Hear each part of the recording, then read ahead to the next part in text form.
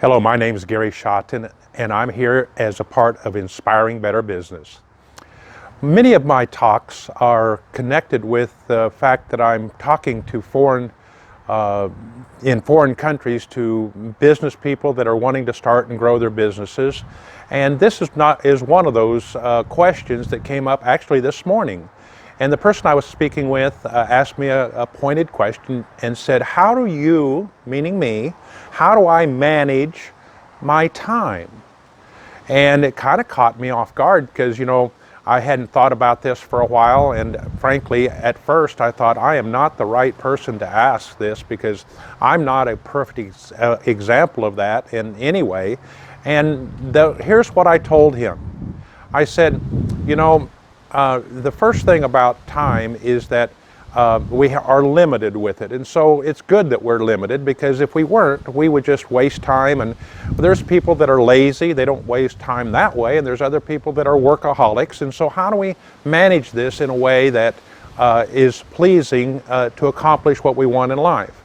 I will tell you that I have a lot of things to manage, but I'll put those into two categories. One that's called the time that I used to earn my money, and the other time that I use to manage my money. And I will tell you that it takes a lot less time to manage money.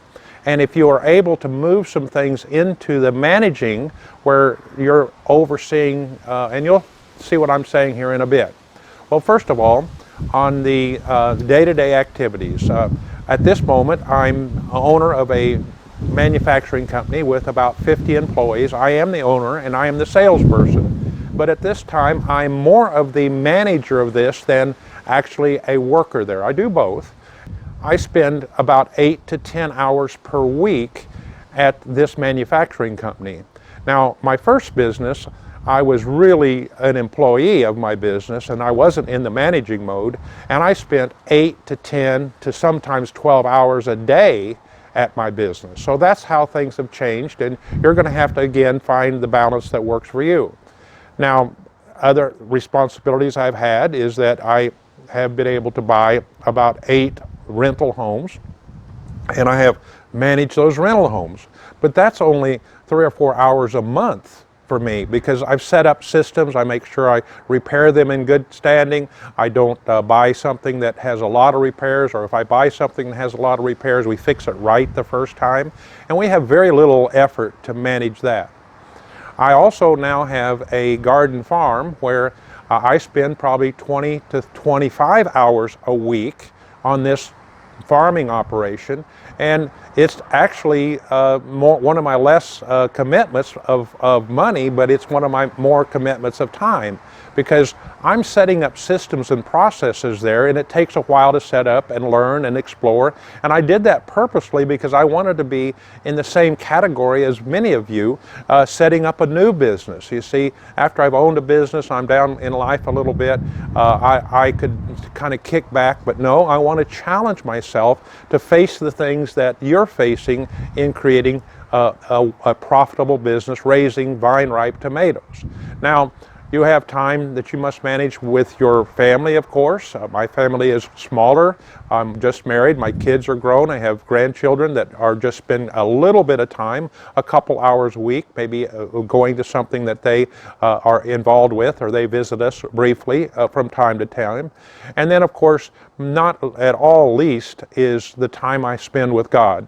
And that's something I honestly would like to even improve on. I struggle a bit. I've learned that in my case, if I try to spend that time when other interruptions are coming, it gets interrupted so bad that it's hardly worth counting.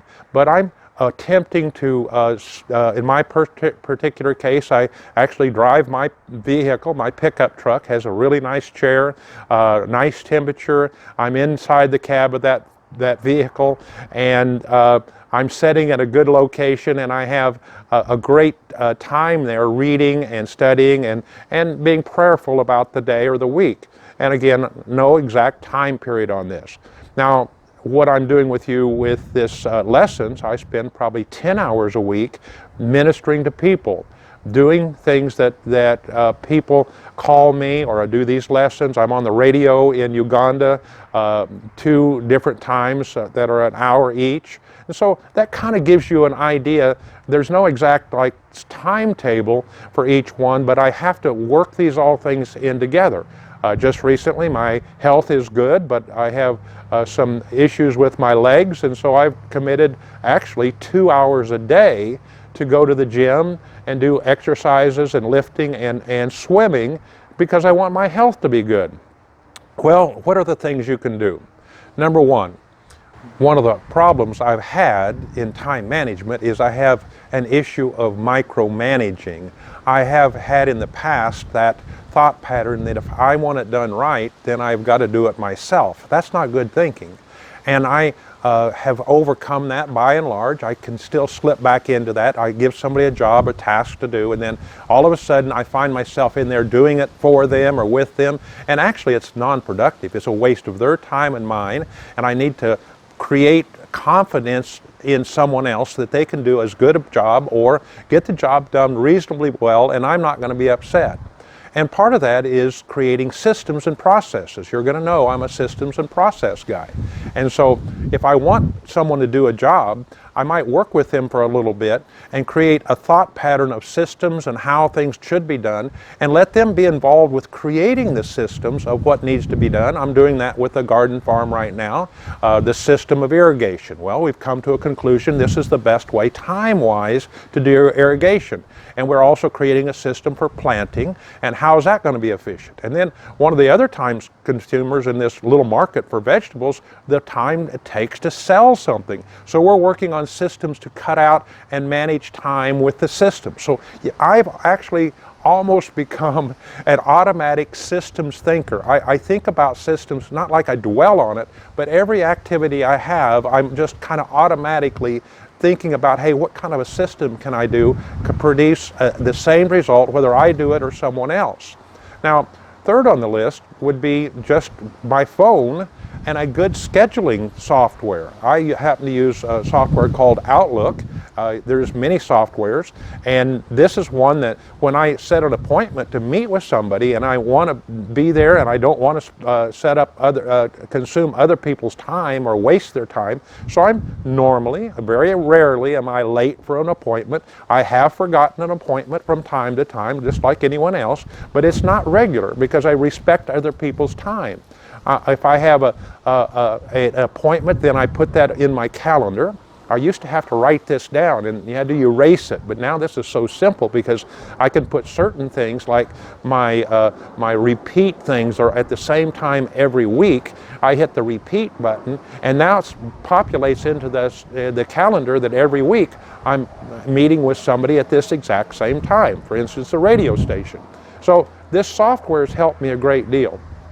Now I also, since my drive at this point in life and for the last several years, many years, has been to help businesses start startup businesses. So when someone calls me, I always take that call, especially related to starting a business. It just happened again this morning. I had a connection with somebody through actually a text, and I offered myself to meet with him.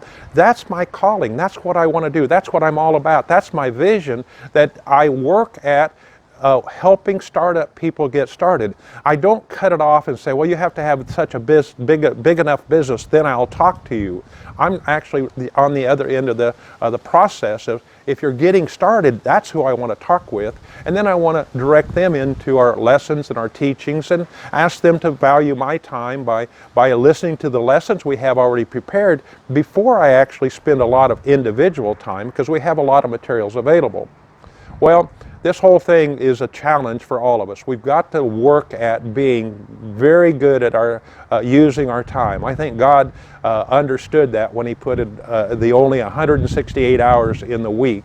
And my first years, 30 years ago, was suggested, and you could do this. You plot out a sheet of paper, one piece of paper, and you put the lines and columns, and you determine that there's 7 days of the week, and you create blocks for all this time by hour, and then I put lines in it, and I said, okay, this is the time I slept every night I need to sleep.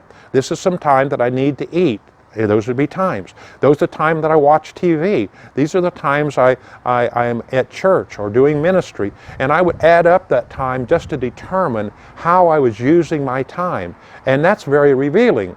Now, I haven't done that recently, but that's a great suggestion. So then if you know how you're using your time, you might be surprised how much time you're wasting. I watch some TV, but that I don't want to waste things away when I have things to do that are important. Balance is the key. Thank you for being a part of Inspiring Better Business.